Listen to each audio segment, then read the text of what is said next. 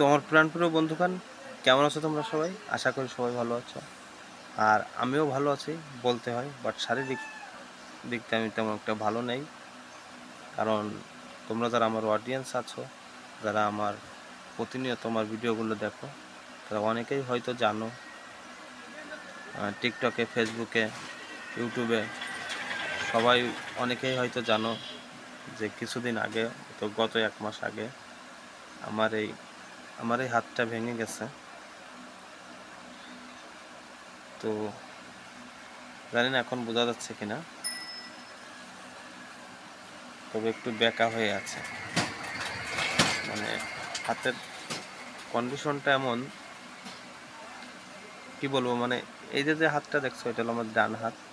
এটা স্বয়ংসম্পূর্ণ, এটার কোনো ক্ষয়ক্ষতি হয় নাই আজ পর্যন্ত, ঈশ্বরের কৃপায় পুরোপুরি সুস্থ। কিন্তু আমার এই হাতটা গত 1 মাস আগে ভেঙে গেছে। আমার ভিডিও যারা দেখো কম বেশি সবাই হয়তো জানো। তো এখন আমি ব্যান্ডেজটা খুলছি, 21-22 দিনের দিন খুলছি।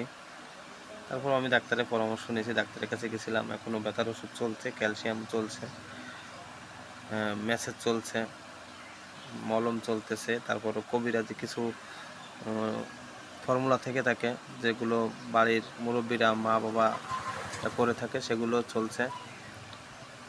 তারপরও কেন জানি মনে হচ্ছে আমার হাতটা আর কোনো দিন ঠিক হবে না। জানি না, উপরের ঈশ্বরের হয়তো কোনো পাপের ফল, হয়তো এটা আমি ভোগ করতেছি। যাই হোক, আমি যেটা বলছি, সবার সুস্থতা কামনা করি। সবাই যেন সুস্থ সবলভাবে থাকতে পারে, জীবন গড়তে পারে, জীবনে চলতে পারে, সেটাই কামনা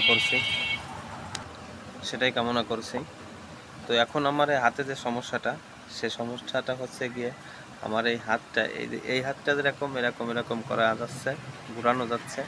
দেখছো বন্ধুরা, সব কিছু এভাবে সম্ভব হচ্ছে, এদিকে ঘুরানো সব কিছু সম্ভব।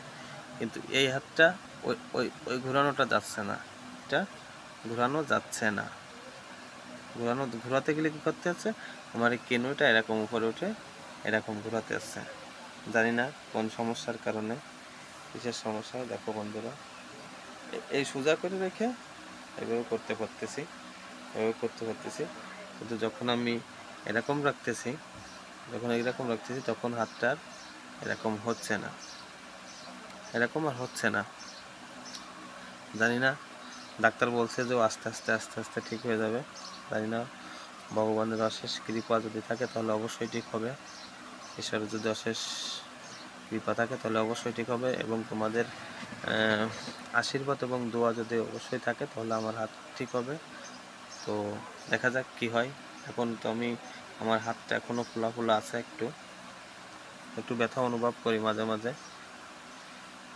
তো একটা কথা আছে কি, যেটা ভালো জিনিস সেটা যদি একবার ভেঙে যায়, তো সেটা একটু ভালো হতে গেলে একটু কষ্টদায়ক হয়, কষ্টসাধ্য।